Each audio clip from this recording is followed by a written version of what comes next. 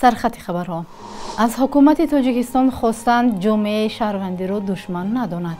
در ماه رمضان به مردم 8 ساعت برق دهید و 8 سال زندان برای قتل 22 عضو یک عائله. اعتراض دادستان به حکم دادگاه باختر.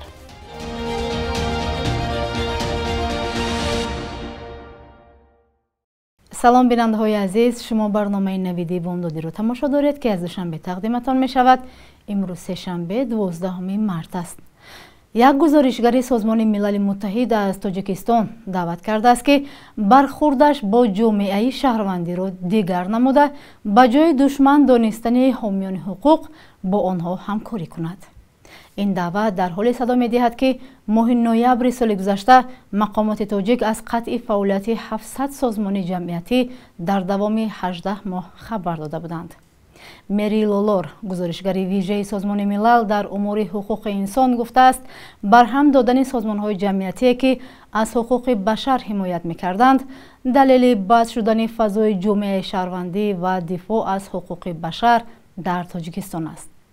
با گفته او کارمندان سازمان‌های جمعیتی که در مورد حمایت از حقوق اقلیت‌ها، آزادی اعتقاد، آزادی بیان و انتخابات شفاف کار می‌کردند تحقیر و تهدید شدند. برخی از این سازمان‌ها 20 سال سابقه کار داشتند و با گفته این نماینده حالا با برهم خوردن آنها حمایت از حقوق به تحصیل، حمایت از قربانیان شکنجه، پیشگیری از خشونت خانوادگی، دسترسی به زمین و کمک به معیوبان به مشکل دچار شده است. تاجیکستان هنوز به این دعوت گزارشگر ویژه سازمان ملل متحد واکنش نکرده است، ولی در گذشته گفته بودند که سازمان‌های جمعیتی را با دلیل رعایت نکردن قانون بستند.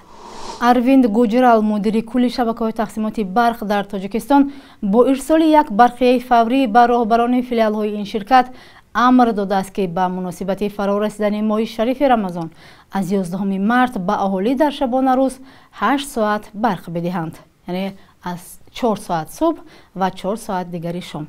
در این برخی که نسخه‌اش در شبکه‌های اجتماعی نیز پخش شده است، گفته می شود که راهبریت شبکه‌های تقسیمات برق شما را وظیفه‌دار می‌نماید که به مناسبت ماه شریف رمضان از 11 مارس سال 2024 تا حالت برطرف گردیدن محدودیت نیروی برق همه روزه از ساعت‌های 4 تا 8 و 17 تا 21 اهالی مملکت را پوره با برق تامین نماید.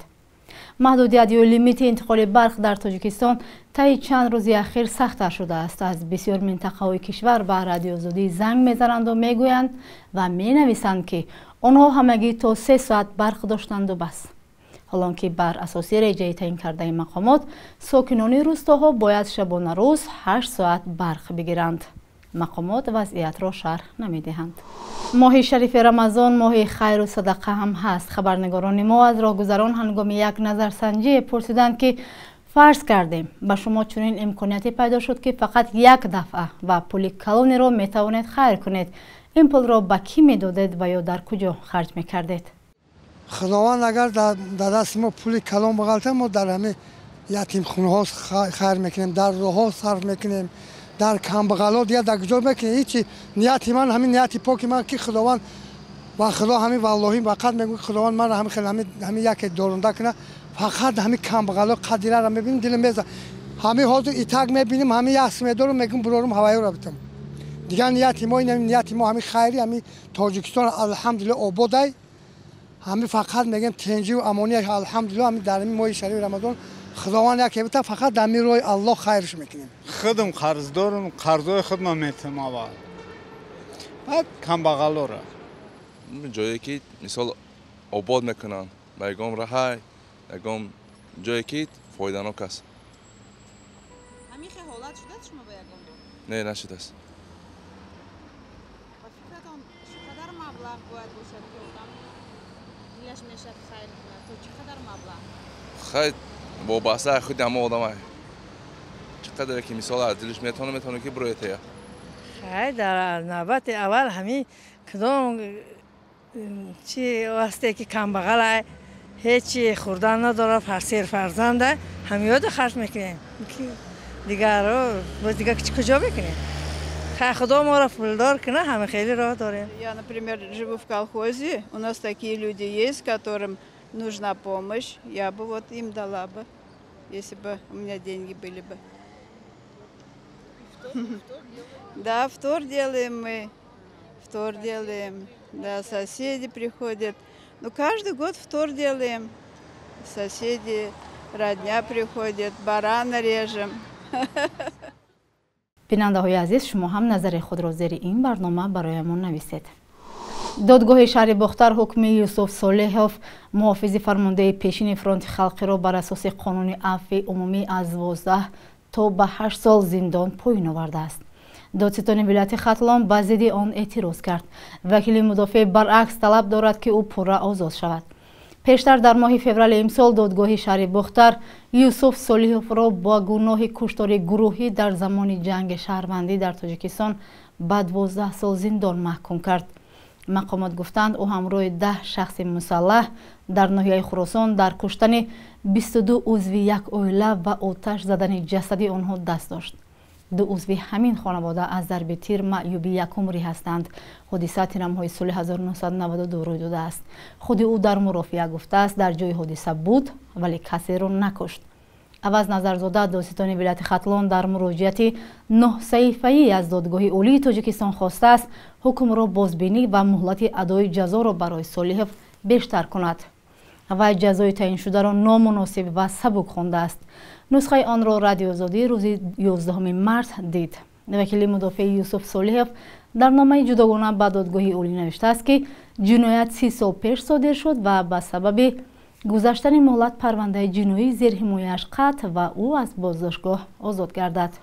مسئولان گروه 24 جنبش مخالف فعالیتش ممنوع در تاجیکستان گفتند که راهبر آن سهراب ظفر 2 روز باز بی‌درک است و در ترکیه قرار داشت. در یک ماه آخر این نماینده دوم گروه 24 است که در ترکیه ناپدید می شود. در ماه فوریه امسال نماینده گروه 24 نسیم جان شریفوی 39 ساله در استانبول بی‌درک شد. تا حال در کجا بودن او معلوم نیست. تلاش رادیو آزادی برای گرفتن تفصیلات از منابع دیگر تا این دم دست نداد. سهراب ظفر در ماه اکتبر سال 2014 از تاجیکستان به ترکیه کوچید و از آن وقت تا حالا در آنجا میزیست و چند دفعه دستگیر اما آزاد شده بود. حالا همسفانش تخمین میزنند که احتمال او ربوده شده است. تلاش ما برای پیدا کردن سهراب ظفر تا حال به نتیجه بود گفته شده است در اظهارات. سازمان گروه 24 که از جانب صاحبکار ناراضی عمر علی قوتوف بنیاد شده است با قرار دادگاه عالی در تاجیکستان افراطگرا و ممنوع اعلام شده است. تا این دم با گناه پیروی از آن 10 نفر در تاجیکستان، روسیه و کشورهای دیگری فساشوروی بازداشت و برخی آنها به مدت دراز زندانی شدند. بخش یک روز تاریخ از مهمترین تحولات تاریخی برای امروز خبر می‌دهد.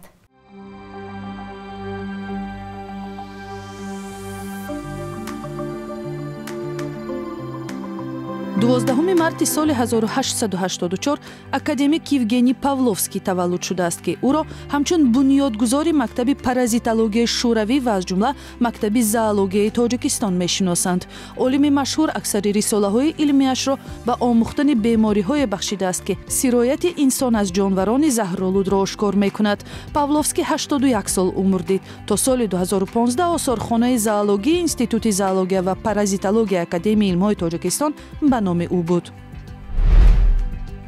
бо ташаббуси созмони гузоришгарони бидуни марз аз соли 2008 ба ин су ҳар 12 март чун рӯзи ҷаҳонии зидди сензураи интернетӣ таҷлил мешавад.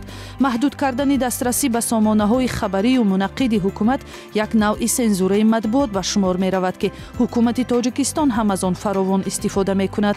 дар солҳои истиқлолият даҳҳо журналист ва блогер барои пӯшиши озоди матолибе ки мавриди нороҳатии мақомдорон мешаванд ҷазо дида дасти кам 4 журналист барои пахши матолиби бепардаи интиқодӣ дар шабакаҳои интернет пушти панҷара рафтанд. ин дар ҳолест ки қонуни асосии тоҷикистон сензураро манъ кардааст. 12 марти соли 1959 нависанда, тарҷумон ва филмсоз Гулбаҳор Мирзоева таваллуд шудааст.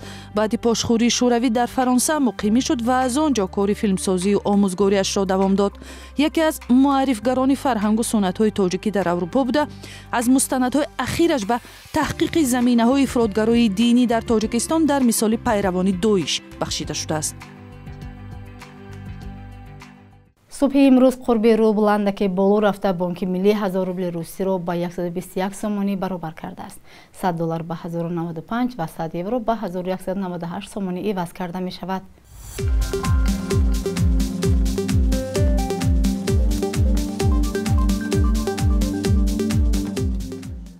شما نویدی بامدادی را تماشا کردید. نظر و پیشنهادهای خود را برایمان نویسید. تا برنامه بعدی خیر.